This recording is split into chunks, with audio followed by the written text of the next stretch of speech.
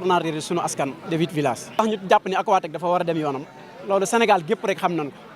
ndax Aquatech mooy benn société boo xamante ni nii mboolem fi nga xam ne jaar na fa fépp rek gis nañ ni musiba moom la fa bàyyi. waaw tàmbalee ci ñi nga xam ne ñoom ñoo ñu gën a jige muy commune bi di Taïba Ndiaye ak Mbora Ndiaye foofu fépp moom moo ko yàq ba nga xamante ni maanaam ñoom ñi ngi ci manqué ndox mu méttee métti nga xam ni waa Mbora nan def dañ leen a dàq ñu jóge fa ñu seeral seen bopp. waa Taïba Ndiaye gi nga xamante ni ñoom itam instant yi ñoom ñoo fa nekk ñi ngi dund jafe-jafe yu méttee métti ak mboolem village yi nga xam ne moom moo leen wër ñun nag loolu moom lañ gis moo tax ñu ni Aquatech fa suñu yéene liggéey ak moom ndax mboolem fi nga xamante ni jaar na fa rek tër na leen rendi ñun nag duñ xaar mu ni tër di rendi dëndul ko jox duñ ko jox suñu jëmm duñ ko jox paaka muy tër di nu rendi ndax loolu ak xaru la Aquatech dugg ci moom xaru la te ñun xalaatuñ dugg ci Aquatech kon ñi ngi ciy interpellé ñi nga xamante ni ñoom ñooy kilifay réew mi maanaam tàmbalee ko ci ministre bi Cheikh Tidiane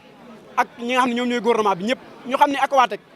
jaay doole gi nga xam ne moom la fi nekkee woon ci gouvernement bii weesu ñu jàpp ni ci gouvernement boobu ca la waroon a yem loolu dafa bokk ci gouvernement bi li nga xam da cee war a jóg arrêté ko mu gaaw jeex ndax Aquatech mi ngi ci àll bi di noot askan wi te réew mi noteel dafay war a jeex te danoo jàppoon ni gouvernement bi suñ ko falee dafa war a ñëw war a dagg mbuumi jaam ñi kon Aquatech danoo jàpp ni Sénégal national ab liggéeyam dañ ko war a arrêté ñun mën nanoo demal suñu bopp loolu fukki at ak juróom ñi ngi yor suñu forage di ko seereel suñu bopp nan nu bàyyi ñu continuer way seereel suñu bopp loolu moom la ni sàkku ci suñu kilifa ak ñi nga xamante ni ñoom ñoo yilif sous-préfet ak monsieur le maire ñu ngi leen wax ni 8 villages loolu moom la ñu xaar ci ñoom waaw lan la fi yàq xam nga ñun duggagun Aquatech mais ñi nga xam ne ñoo fa dugg ba pare ñoom moom foofa Sénégal loolu Sénégal gépp xam nañ ko mboolem koo xam ne yaa ngi suivre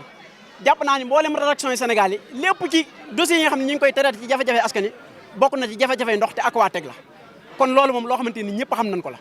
ñun nag duñ gis koo xamante ni day tër di rend ñu koy jox suñu baat di ko mu ni tër di rend loolu lañ përiwul pour def kon Aquatech nan xam ni ñun forage 8 villages pour mu jot ci day jaar ci suñuy néew ba pare door cee jot suñu loolu mënu cee jot waaw ay jafe-jafe bari na day yokk facture yi en même temps soo bëggee ndox yow xoolal koo xamante ni moins de 50 000 su bëggee robinet day xëcc robinet ñoom ñoo dalal ñu waxtaan ak ñoom 110 000 moom la ñuy xëcc robinet te seen i facture dañ koy augmenté nu mu leen neexee waaw ndax ñun ba léegi bokk na jafe-jafe ni dund waaw doo am ndox en temps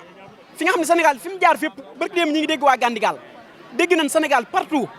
léegi nag Mboro mi ngi ni ñoom dañ leen a dàq ñu jógee fa ñu yoral seen bopp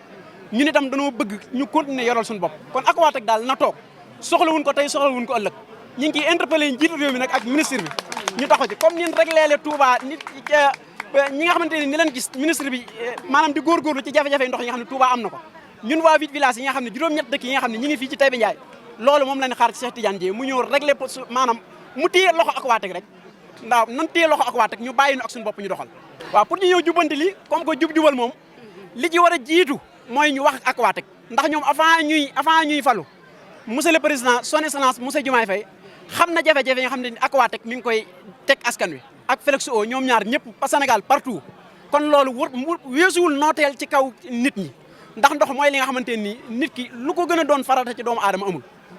kon ñoom loolu bala noo yi ni lijjanti yëpp am na solo mais nag lijjanti jafe-jafe ndox yi nag loolu mooy gën a priorité sénégalais kon loolu ñu ngi leen ciy xaar. asalaamaaleykum mbooloo mi maa ngi nuyu ñëpp di ziar ñëpp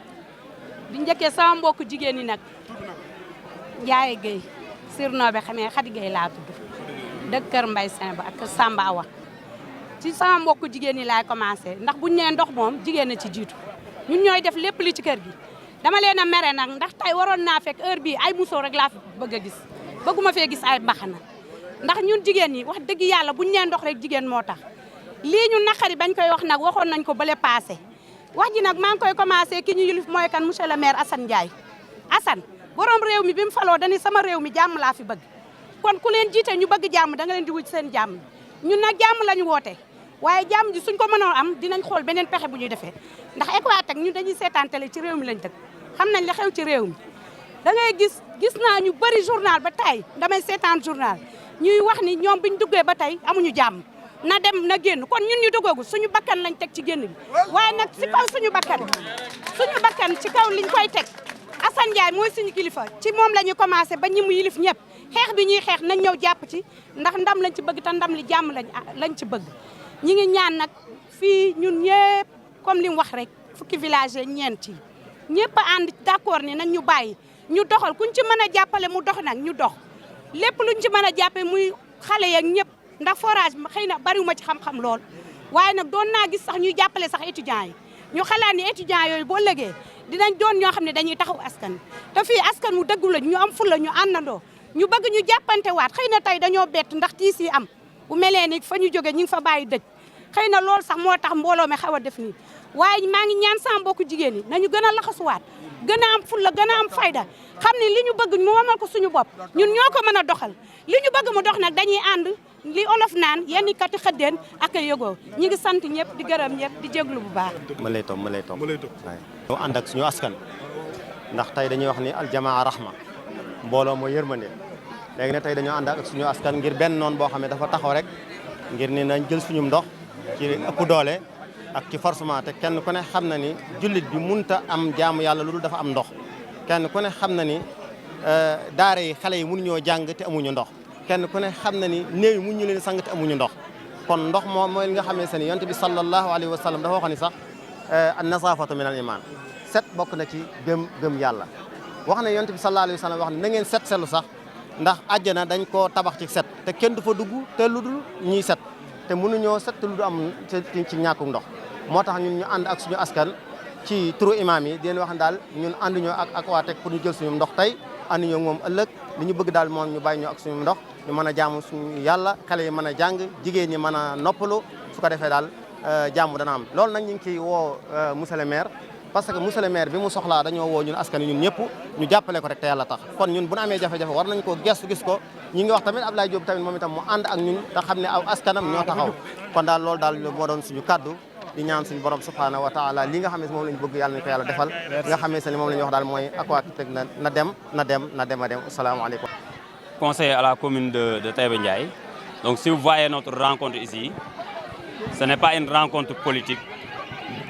c'est une rencontre de prise de conscience, de mobilisation pour dire non à la société Aquatech qui fait beaucoup de démarches pour venir récupérer notre forage en vue de le gérer. Alors que ce forage-là est géré depuis son implantation ici, dans la localité des 8 villages, par les jeunes dynamiques qui sont intègres, qui gèrent très bien notre forage, qui ne nous surfacturent pas. Alors que d'après nos recherches et d'après les informations que nous avons reçues, cette société Aquatech, à travers tous les villages où elle s'opère, elle ne pose que des problèmes. Il y a la surfacturation. Elles mettent en panne presque beaucoup de forages sans réparation. C'est ça qui fait que donc, les populations des 8 villages ici dans la commune de Taïba Ndiaye se mobilisent pour dire non à Aquatech, que Aquatech ne vienne pas prendre notre forage. Ça, nous ne l'accepterons pas. Cette société-là a une réputation vraiment qu'on ne magnifie pas. Elle avait tenté ça l'année dernière alors que les populations avaient ce même prise de conscience, avaient donc ce même position. Alors, cette fois-ci également, les populations qui étaient réunies ici l'année dernière pour dire non, ce sont les mêmes populations, voire plus, qui disent non à Aquatech. Elle ne va pas prendre notre forage. Que les autorités compétentes sachent que les populations ne laisseront pas les agents de Aquatech sillonner nos maisons pour nous faire des factures. Là, que les populations compétentes, donc nous lançons un appel au ministre compétent, Dr Cheikh Tidiane Dièye, donc de savoir que les populations de la commune de Taïba Ndiaye, où est implanté le forage Minam Kër Malé, ici dans les 8 villages, dans l'ensemble, ils disent non. Les jeunes, les femmes, les vieux, les imams, si vous voyez, il y a des imams, les notables du village, disent non à Aquatech. On ne les laissera pas prendre notre forage. C'est ça. Donc c'est 14 villages que polarise le forage Minam Kër Malé. Les noms sont Mbayen, Minam, Kër Malé, Kër Mambay Khari, Kër Mbay Seneba, Kër Sambawa, Djingé, Kër Birama, Touba Fall, Kër Madiagne, Kër Assane Ndiaye, Beyti Ndiaye, Beyti Gueye, Sam, voilà, Djingé et Djingé. Donc toute la population de ces 14 villages que polarise ce forage disent non à la société Aquatech. On ne les laissera pas sillonner nos maisons pour faire des factures. Ça, c'est clair. Le plan B, c'est quoi? Ah bon, notre plan B, on va le cacher. Ce n'est pas un plan qu'on va dévoiler ici à la presse. L'essentiel, c'est d'avertir les autorités le sous-préfet, le maire, que même le maire se range derrière Aquatec, que le maire dit que oui, c'est Aquatec qui doit gérer le forage, qu'il sache que, le maire Assane Ndiaye, qu'il sache que ce sont les populations qui l'ont mis à la tête de la commune. Donc il doit venir se ranger derrière nous. Même s'il fait un excellent travail ici dans la commune, le forage restera aux mains des fils des 8 villages. Que ça soit clair. On ne laissera pas Aquatec prendre notre forage. Voilà. Son accord de nouveau gouvernement, c'est le Djoubanti. Oui, le Djoubanti, oui, on y est conscient parce que ici, ceux qui gèrent le forage font beaucoup d'efforts vraiment pour que les populations s'approvisionnent en eau 24 heures sur 24. Donc s'il y a quelques problèmes, ce sont des problèmes internes qu'on peut nous-mêmes régler à l'interne. Mais ce n'est pas une question à Aquatec de venir prendre le forage comme ça par force. Parce que ce sont des agents qui n'habitent pas ici, qui habitent ailleurs. Donc s'ils mettent le forage en panne, ils ne viendront pas dépanner aussi vite que le font les gens qui habitent ici. Donc on ne va pas accepter.